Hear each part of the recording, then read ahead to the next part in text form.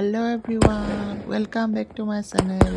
Happy New Year 2026. Wishing you all a wonderful year. মোৰ YouTube ফেমিলিসকল নতুন বছৰৰ শুভেচ্ছা আপোনালোক সকলোলৈ থাকিল। বন্ধুসকল, নতুন বছৰটো আজি 12টা বজাত এনেদৰে ৱেলকাম কৰিলোঁ।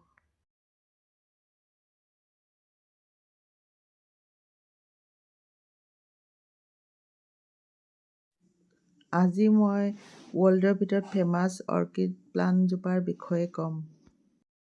আৰু ৱৰ্ল্ডৰ ভিতৰত ডিমাণ্ড থকা অৰ্কিড এইজোপা। এই অৰ্কিডজোপাৰ নাম হৈছে ফেলনপচিছ। এই প্লাণ্টজোপা মই সৰু পটৰ পৰা কেনেদৰে ডাঙৰ পটত ৰিপৰ্টিং কৰিলোঁ আপোনালোকক দেখুৱাইছোঁ। আৰু পটিং মিক্সটো মই কেনেদৰে ইউজ কৰিছোঁ। প্ৰথমে মই লৈছোঁ এয়া নাৰিকলৰ টুকুৰা আৰু গছৰ বাকলি আৰু এঙাৰ, এই তিনিওটা মিক্স কৰি মই পটিং মিক্সটো বনাম। এটা পট লৈছোঁ, এই পটটো মই চাৰিওফালে এনেদৰে হোল কৰি দিছোঁ। তো গোটেই ৰাউণ্ডটো মই হোল কৰি দিছোঁ যাতে শিপা ওলাই যোৱাত সুবিধা হয়। এতিয়া মই পটটোৰ তলত এটা লেয়াৰ কৰিম। প্ৰথমে মই তলত দিলোঁ এয়া গছৰ বাকলি, তাৰপিছত দিম এই নাৰিকলৰ বাকলি, এঙাৰ, এই তলত এটা লেয়াৰ বনাম। 1 ইঞ্চিমান এটা লেয়াৰ কৰি প্লাণ্টজোপা ভৰাই দিম।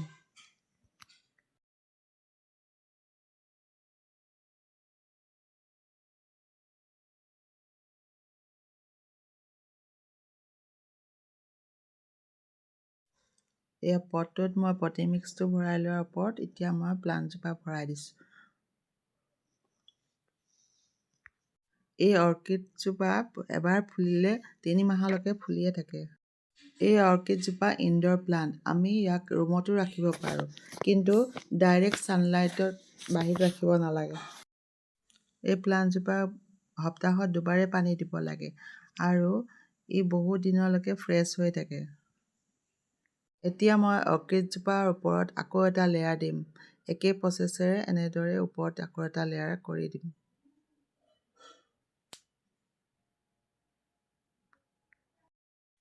এই নাৰিকলৰ বাকলি আৰু এঙাৰে গছজোপাক সজীৱ কৰি ৰাখে। ইয়াৰ উপৰিও আপোনালোকে ইটাৰ টুকুৰাও দিব পাৰে আৰু গছৰ বাকলিকেইটাই গছজোপাক প্ৰটিন দিয়ে।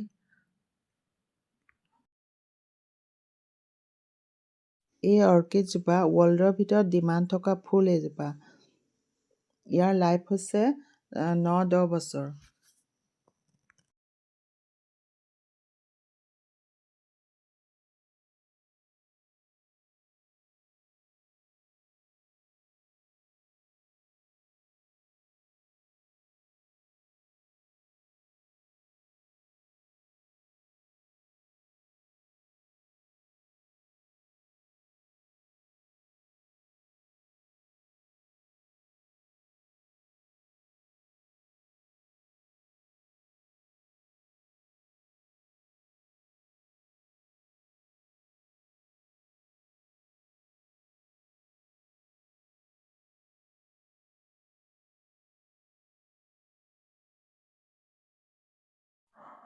এতিয়া আনজোপা অৰ্কিড একেই প্ৰচেছেৰে মই গ্ৰ' কৰিম।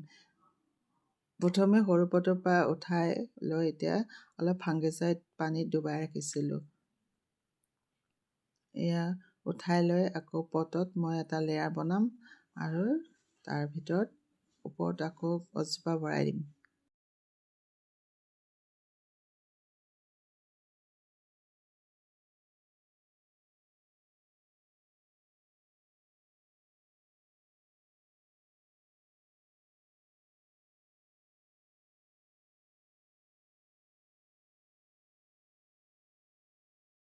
উইণ্টাৰ ছিজনত এই প্লাণ্টজোপাৰ কেয়াৰ অলপ কম হয় আৰু উইণ্টাৰত বেছি ফুল ফুলে।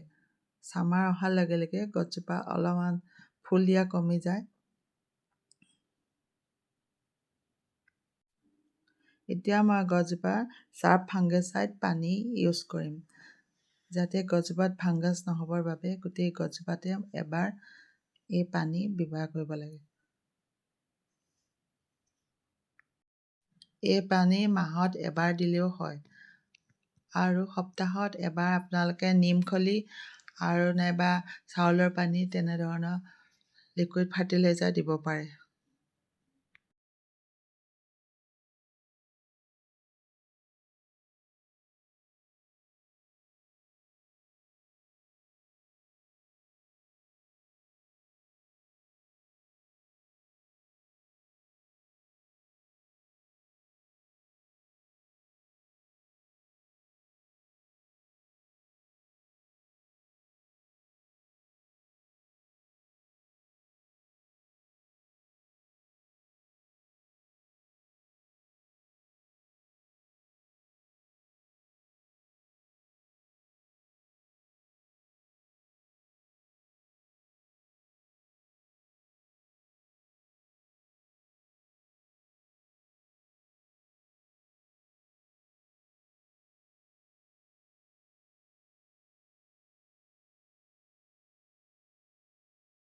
এই অৰ্কিডজোপা আপোনালোকে হেঙিং কৰিও ৰাখিব পাৰে নাইবা এনেদৰে ষ্টেণ্ড কৰিও ৰাখিব পাৰে।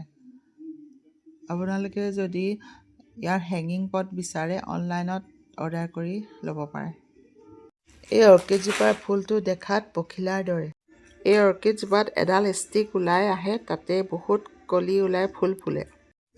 ফুল ফুলি শেষ হৈ যোৱাৰ পাছত কাটি দিলে পুনৰ সেই ডালতে আকৌ ষ্টিক ওলাই যায়। আৰু এনেদৰে ৩-৪ বাৰ একেটা ডালতে ফুল ফুলি থাকে আৰু ফুলৰ পাতৰ তলৰ পৰাও ষ্টিক ওলাই থাকে। সেইবাবে এই গছজোপাৰ বৈশিষ্ট্য হৈছে যে বাকী অৰ্কিড ফুলতকৈ ইয়াৰ ফুল বেছি আহে আৰু এবাৰ ফুলিলে ৩ মাহলৈকে ফুল ফুলি থাকে। আৰু এই অৰ্কিডজোপা আন অৰ্কিডতকৈ ইয়াৰ দাম বৰ বেছি। ইয়াৰ ফুল যদি কাটিং কৰি বুকে বনায় ৪০ দিনলৈকে ইয়াৰ ফুল ভাল হৈ থাকে আৰু ফুলজোপা সোনকালে মৰহিও নাযায়। নাৰ্চাৰীত ইয়াৰ ভেৰাইটি ৭৫টা কালাৰ পোৱা যায়। বন্ধুসকল, মোৰ ভিডিঅ' চাই যদি হেল্পফুল হ'ল তেন্তে প্লিজ ছাবস্ক্ৰাইব আৰু কমেণ্ট কৰি দিব। এনেদৰে নতুন নতুন ভিডিঅ' লৈ পুনৰ আপোনালোকৰ ওচৰলৈ আহিম। এতিয়া ভিডিঅ'টোৰ শেষলৈ আপোনালোকৰ পৰা বিদায় ল'বলৈ হ'ল। নতুন বছৰটো আপোনালোকে হেল্ডি হৈ থাকক, সুখী হৈ থাকক, আশা আকাংক্ষাবোৰ আপোনালোকৰ পূৰণ হওক। আজিলৈ বাই বাই বন্ধুসকল।